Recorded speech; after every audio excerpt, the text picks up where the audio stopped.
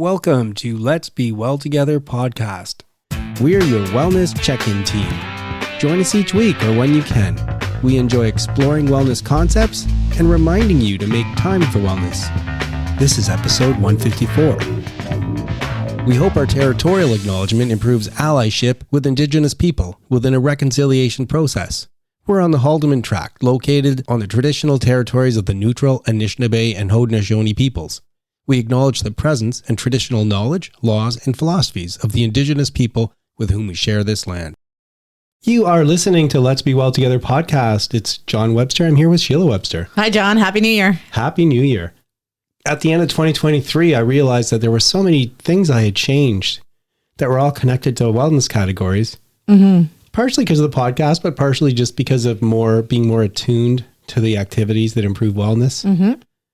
And so we went through a bunch of lists, and so we're kind of hopefully going to do it as kind of an annual thing.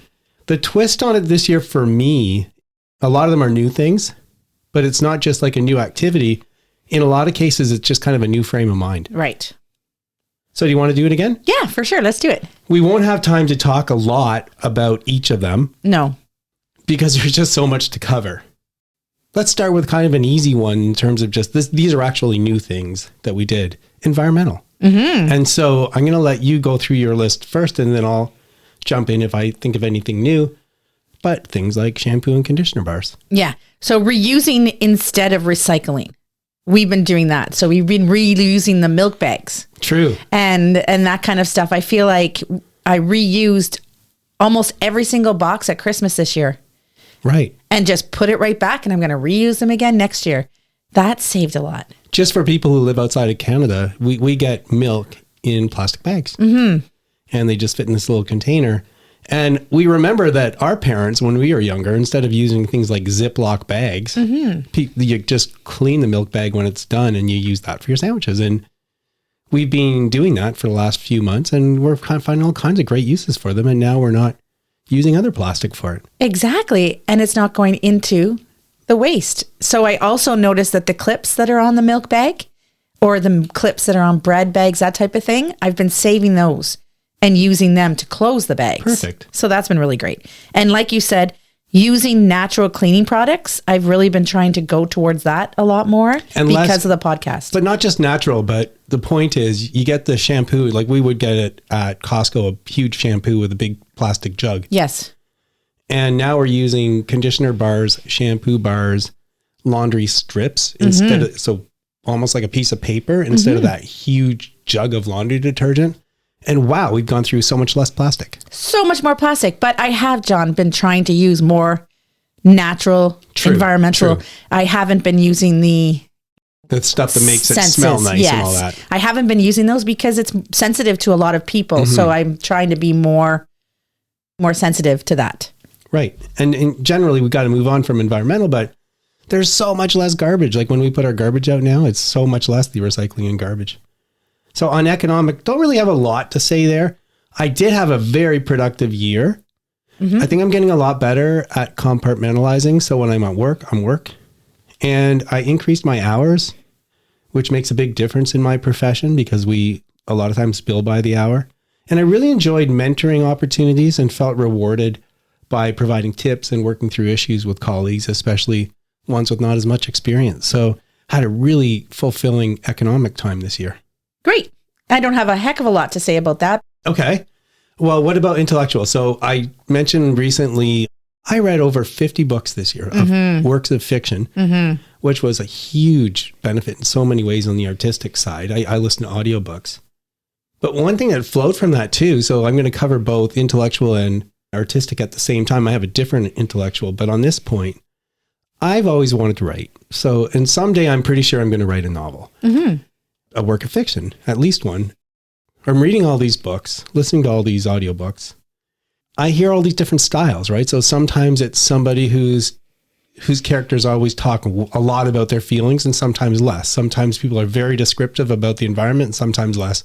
Bottom line is I can tell that I gravitate towards stuff. So I'm starting to know what my style is. And that's going to be a huge help because if I kind of know my style before I put pen to paper, it's going to be a big help. Excellent. And what I'd like to add to my intellectual reading was that I've actually been doing different books. I've been listening to autobiographies a lot, even the wellness ones, and I've really been enjoying those. I've been listening to classics and murder mysteries, those type of things, because I do tend to read the romances. That's what I'm kind of go towards, but I've been extending my reading vocabulary, so I'm happy with that. Cool. On the intellectual side, another huge advantage doing this podcast, I'm talking to so many different people about topics I really love to talk about, including wellness. And I keep developing my approach and theory. Mm-hmm. And this year in particular, I've come up with kind of an add-on, or I don't know what you want to call it, but a refinement of my approach. And I'm really now focusing on 3 kind of global things. And the whole concept of the 8 areas of wellness all fits within this. But I'm realizing a few things. First of all, the importance of always growing. We never stop changing, right? So if we're going to be changing constantly, why don't we try and make positive change through growth, as opposed to letting ourselves slip or make negative changes? And second, I used to think of seeing wellness about getting to a place where I could be like, stop and relax. Yes, yeah. But I'm realizing how much more it helps to lean into hard work when there's hard work to be done. And again, compartmentalizing. Rest is nice and you need your rest. Yes. Got to make sure you get it. But it's not the ultimate goal. And so the second theme is challenging myself generates rewards. And then the third thing is I'm seeing more and more that together, part of the Let's Be Well Together podcast is so important. And I really do believe, and I'm re-emphasizing in my mind, that our best chance of being well is together. Yes. Whether family, friends, social. So important. So you got to think about others. Huge intellectual breakthroughs on even the approach to wellness in 2024. So physical wellness, I have good and bad. I feel like my physical wellness has gone down a little because I've been so busy, crazy busy with work and with grandchildren and with family and just life. So I haven't been able to get to the gym as much as I wanted to. I'd like to do more of that. But I did learn a lot from the podcast in the sense that I don't need to go all out. I don't have to be crazy physical. Right. Just do something. And I have been doing that because I haven't had time to do, my hour and a half, 2-hour workout every day. But I have always done something. And that's what I got from the podcast. So I'm going to put a bit of a twist on that. Okay. I agree with you. Like in a situation where it's doing something rather than nothing, please do something. Yeah, exactly. But my problem was for a few years, starting with COVID, my running, I was just doing something. Yes. And so what I mean by that was I would just go out and I would just run. If I had a goal in mind, I would do the minimum to get that goal. Yeah. If I had to do 10K a week at least once, I would do 10K once. Yes. And I wasn't pushing myself. I would just go out and kind of boopity boopity boopity boop. Put in your time. About sometime during this 2024, I said, John, you got to get your act together again. Just try it and see how it feels. And so now on Tuesday, I do high interval intensity. So there's a little track about 1 kilometer from our house, not an official track, but a nice little flat circle. And I run hard, soft, come home. And then on Thursday, I do a 10K run that includes in the middle of it, a pretty decent sized hill that I run up and down 4 times. And then on Saturday, I do a longer run. And wow, not only has my running improved, but I feel so much better. And so that was a huge thing in 2024, getting back to reminding myself that mixing it up, including a little bit of HIIT, including a little bit of hills, whatever it is for yours, it really made me feel better. And so I'm pretty happy about it. And it's encouraging. It makes me want to get out there again. What else you got? Spiritual. Okay. What do you got on that? I did a yoga retreat this year. Nice. And that was really wonderful. It was just, the whole experience was really nice. And I felt like I was really spending time on me and figuring out what I wanted out of life. And I could just relax and meditate and enjoy the yoga. I did some journaling. So all that kind of stuff I really enjoyed. And I'd like to do more of it. Okay. I don't think we're going to talk about mental. At least I don't have it on my list. Obviously, I had challenges at times during the year, but worked through them. I just don't think of anything kind of special on that front. So for me, the big one on social was volunteering. I am a president of our local law association, and I work with some really amazing other trustees. And because of how it works, are the staff of the Waterloo Region Law Library, and they're fantastic. But how rewarding is that? And in fact, as a quick note, I just saw a headline yesterday. on one of the internet sites I look at for newspaper articles, and it said that there was a study that showed that volunteering adds time to your life. Cool. Yeah. Yeah, no, I love doing things for people. So I totally agree with you. And I actually, for my social notes were that I need to say no more. So for me, I love doing things. I love doing things for people. I love helping. So I need to say no sometimes. So that's something you realize this year. Mm-hmm. Okay, well, let's have a chat about that another time, because that sounds like an interesting thing to chat about in itself. For sure. But what a great year. Yeah. Guests are giving their time, expanding our minds. Today's interview is in the category of mental wellness. We meet Dr. Tracy McCarthy, a psychiatrist and physician who has never been comfortable with a diagnose and prescribe approach. Medication has its place, but Dr. McCarthy digs deeper. She studied underlying issues and is working to treat them. Welcome, Dr. McCarthy. Thank you so much for having me. So Dr. Tracy McCarthy is a board-certified psychiatrist and Institute of Functional Medicine certified physician with over 2 decades of experience. She's the creator of the Natural Mood Solution online program and the founder and medical director of Dr. Tracy McCarthy Functional Medicine, where she has supported thousands in transforming their health. As a wellness thought leader and in her practice, Dr. McCarthy is dedicated to helping adults suffering from depression, anxiety, brain fog, fatigue, digestive issues, and hormonal imbalances by identifying and addressing the overlooked causes of these chronic symptoms. Her approach focuses on underlying issues, including mold toxicity, microbiome imbalances, and nutrient deficiencies, empowering her patients to regain their health and vitality. And we will be doing 2 interviews of you, Dr. McCarthy, and I'll get more into the practical steps you suggest next time. But today I'm interested in hearing how you got to where you are. So, what started you on your path?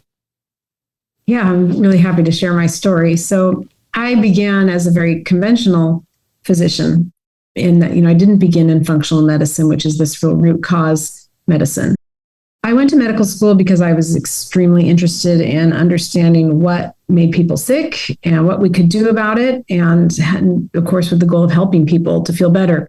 And the first few years of medical school were pretty satisfying this way. Learned a lot of pathophysiology, really interesting.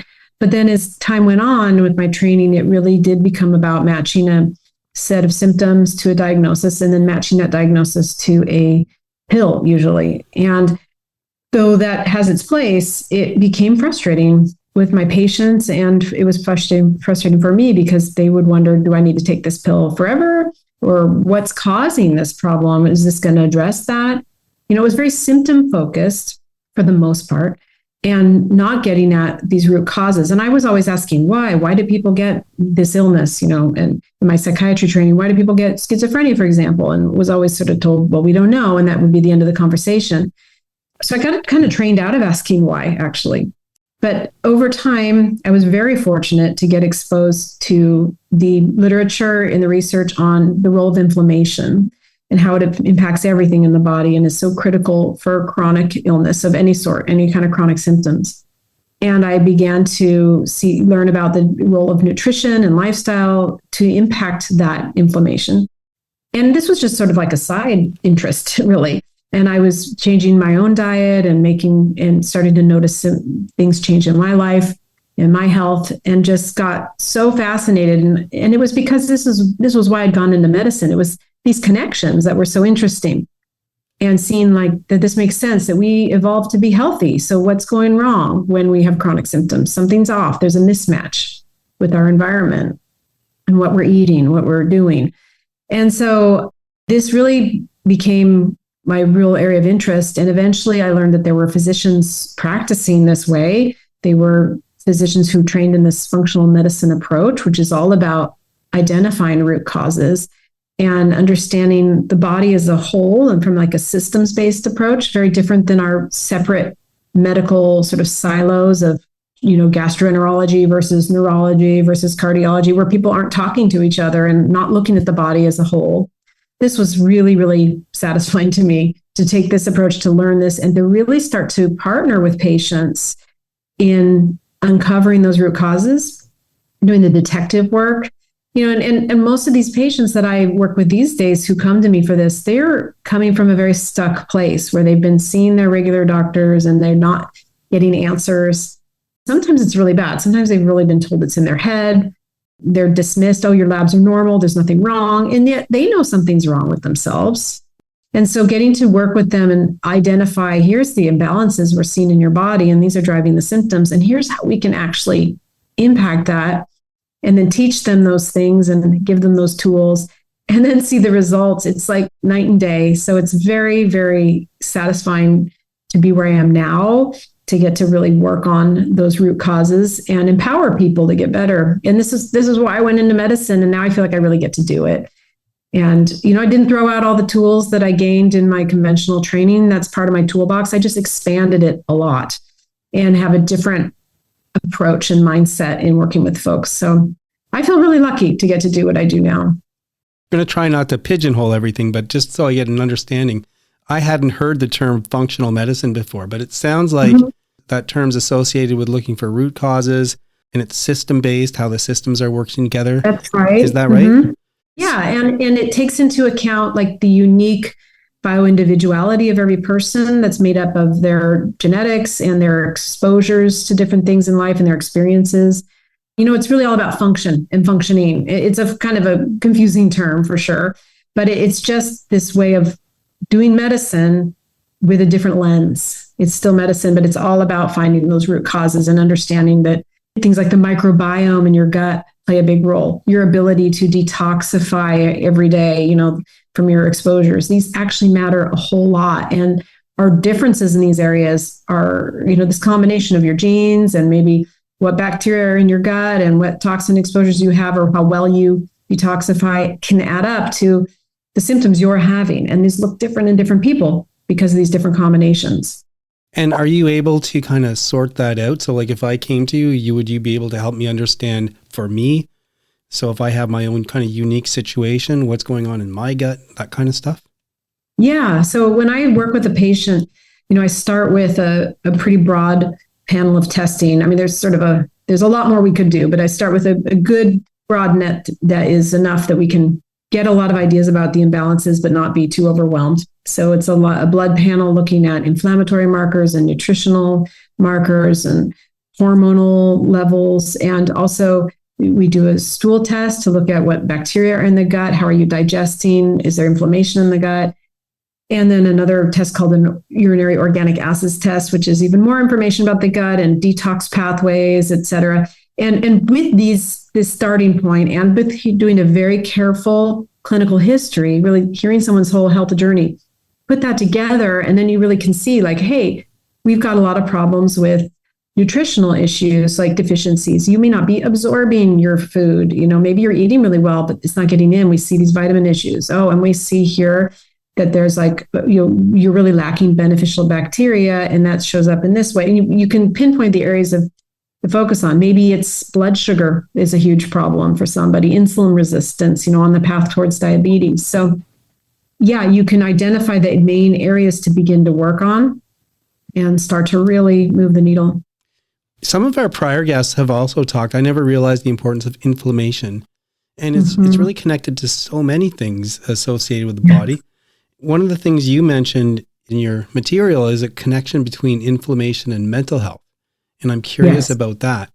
How can they be connected? Well, you're right about inflammation being behind so many things. Let's back up for just a second because I want people to understand what inflammation is. It's your immune response that your body trying to heal. Like if you have an infection or an injury, you need an inflammation response, an inflammatory response to heal. But if it's ongoing chronic inflammation because of some chronic trigger, it's going to do a lot of damage in the process. It's no longer acute. It's chronic and it's a problem. There's collateral damage from it. You would think it's sort of like it has to wage a war, but there's side effects to that. Right. And a lot of things get put on the back burner when you're fighting that kind of a battle. So things don't get taken care of in the body that need to be repaired. And what people don't realize is that inflammation in the body, perhaps stemming from the gut, often it is, but not only, that actually affects the brain as well. The brain is not separate yes, we have a blood-brain barrier, but it's often much more porous and leaky than people think because of different problems contributing to that. So the systemic inflammation affects the brain. And that directly affects how well neurons are working, how well they're firing. There's cells in the brain called microglia that get triggered. They can be responsible for brain fog, for example. When they're triggered, the inflammation will get them turned on. This inflammation can affect our neurotransmitter balance and affect our mood.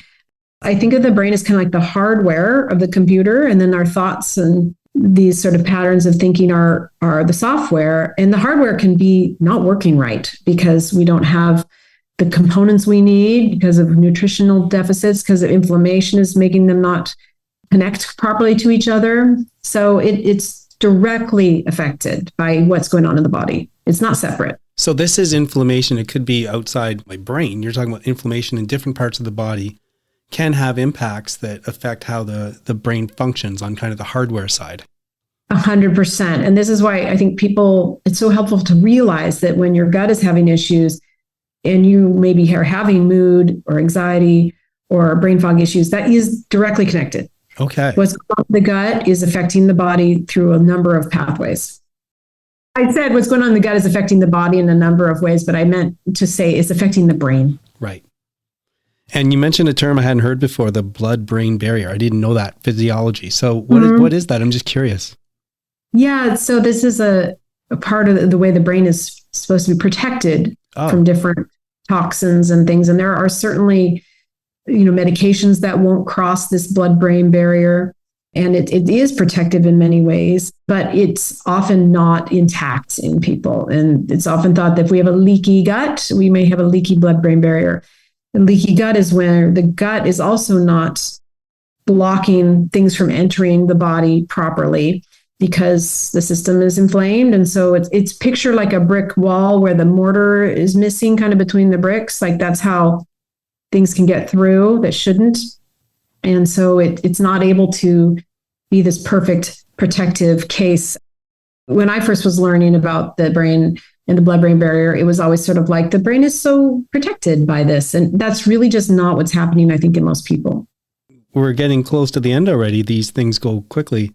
But before I turn to the question I ask every guest, so first of all, one theme I'm hearing is that all these systems are interconnected. But coming back to where we started, so you have this new approach now. So can you try and describe what your approach is now as compared to when you started? You mean when I was in conventional medicine before functional medicine? Yeah, happily. My toolbox consisted of medications and then some training in therapy and supportive, work with patients. That was really important. But only having medications was vastly limiting. And now I still have those tools. And sometimes a medication is a good idea for an acute situation. But now I can look at, the reason you're having this anxiety is your blood sugar is swinging up and down and it's waking you up at night. And, we need to balance that out because that's creating a lot of inflammation in the body. It's part of why you're gaining weight around the middle. It's part of why your energy crashes in the afternoon, et cetera, et cetera. That's an example of what I might be doing with somebody. But it's about finding those imbalances in the body and then finding the best tools to correct them. And a lot of those tools end up being what we're eating, how we're moving our bodies. Are we having time, having fun with friends? Are we getting enough sleep? Like these things are big levers. They matter a lot in moving health, as you know. Well, I'm not a physician. I don't know the science, but my life experience is that things are interconnected. So what you're saying really resonates with me and makes a lot of sense. And it's very interesting too. And so basically all these points you're talking about, I can imagine how they would work in real life and how that kind of treatment. And I can remember some experiences too, where I talked to a doctor and I was trying to tell them why I'm feeling the way I'm feeling. And they said, just tell me how you're feeling. I don't care. Just tell me what's going on. Here, I'm going to wrap it up or I'm going to give you this. So frustrating. I know. Yeah, it was frustrating. So you kind of reminded me of that. But in any event, our show, we explore different areas of wellness, including mental and physical and the rest of it. And we ask every guest the same question in a context where we all have areas of wellness that are important to us, but not enough time to focus on all of them at any given time. So we do, in a sense, a mini wellness check-in. So Dr. McCarthy, are you currently neglecting an area of wellness in your life? And if so, can you think of even one thing you could do to foster wellness in that area? Well, John, I really love this, and I love your wheel with the different, aspects to think about. And one of them jumps out at me because I've already been thinking about this for a while. But as a a busy physician and clinic owner and mom, so some things have gotten pushed to the wayside that I used to do. And so the big one for me is the artistic one. I played the cello my whole life until I had my first child. And I still have my cello. It sits in the corner of my living room, but I never get it out. And I've been thinking, like, I ought to just, I don't need to be in the symphony again. I don't need to be taking lessons. What if I just got it out and had some fun and like actually did this? Because that music was a big part of my life. And I think it stimulated a whole other part of my brain, So I think that just even saying I'm going to get it out and dust it off is a good starting point. I hope you do. It's one of the regrets I have. I did take a couple lessons on instruments when I was younger, but I never really pursued it. And we made a big point of when we had kids that each of them learned music, and it's so enriching. And there's so many times where I wish I could play music. I can kind of hum and sing and that kind of stuff, but if I could play a cello and just hear that music, I think it would make me feel amazing. So I hope you get some time to do that.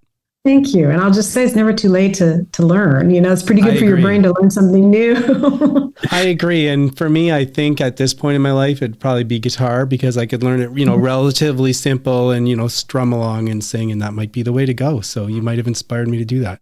I love that. It makes a lot of sense. Guitar would be fun. We love our listeners and thanks for joining us. Please help spread the word about Let's Be Well Together podcast. Follow us and rate us on Spotify, Apple, Google, or your favorite podcast platform. Follow us on Instagram at lets.be.well.together and let your friends know about us. It's me. Am I? Yeah. Just let me say, flip side of the coin. We often look at social media posts or other things, what we find, and we can use it as a base for discussion. And we found one that we're going to use for what's on your mind. And it was 25 lessons that somebody learned that they wish they knew 10 years ago, which is kind of what the whole point of my book was about. Yeah, that's true. I wish I knew this when I was 20, not 50. Yeah.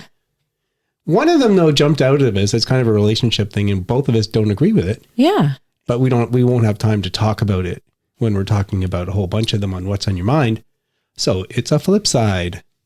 And what she said was, never start a relationship unless you're in love, which is not our experience at all.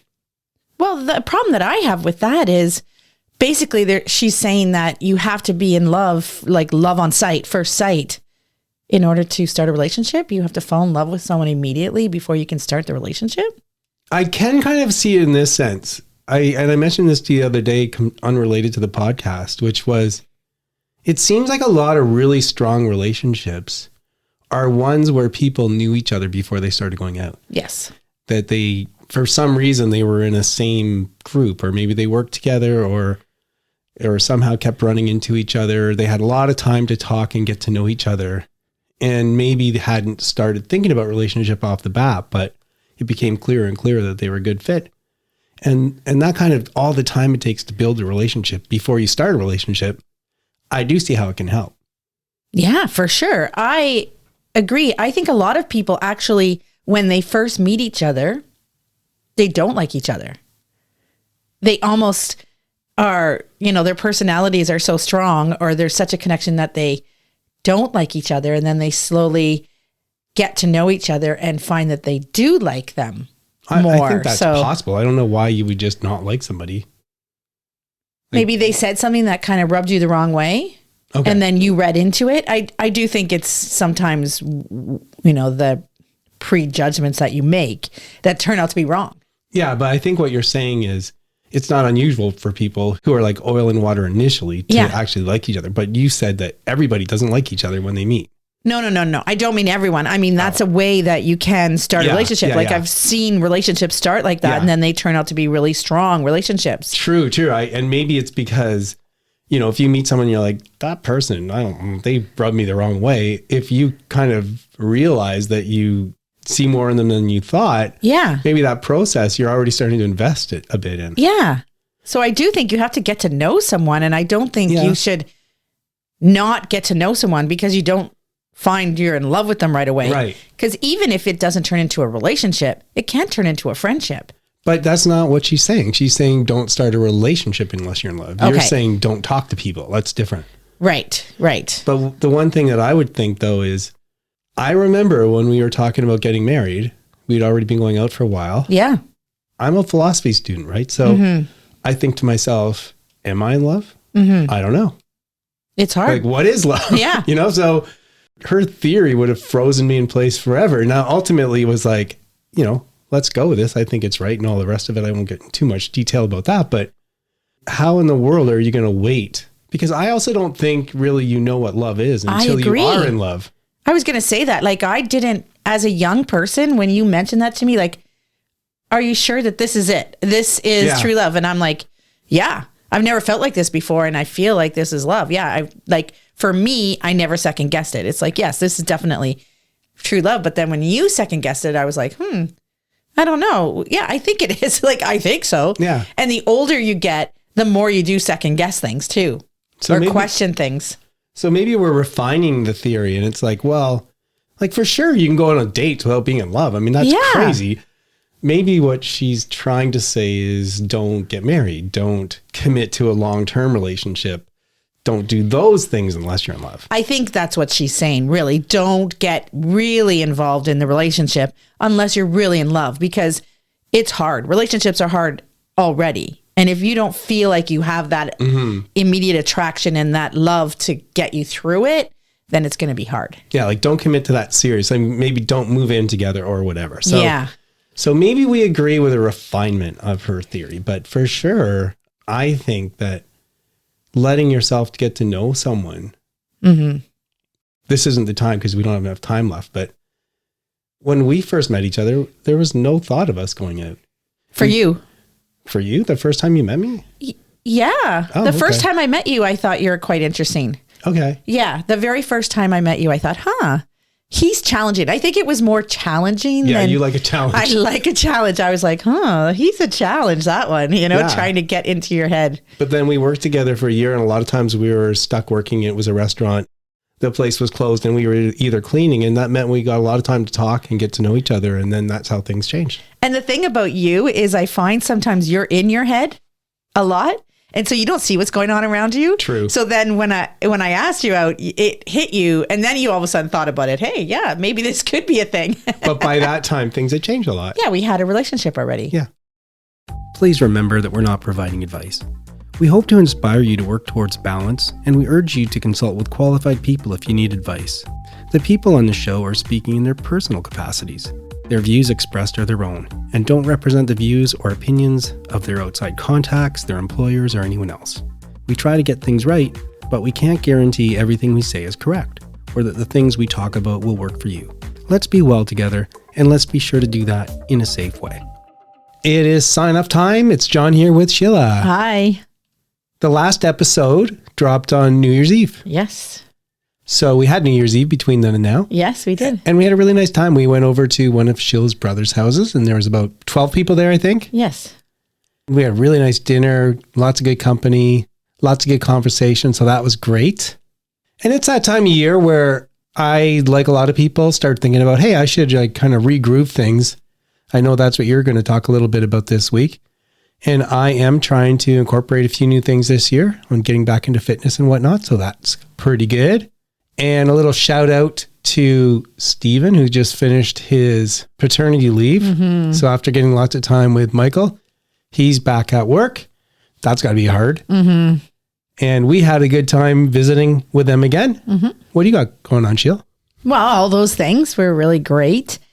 But now I feel like I'm starting to get into a routine.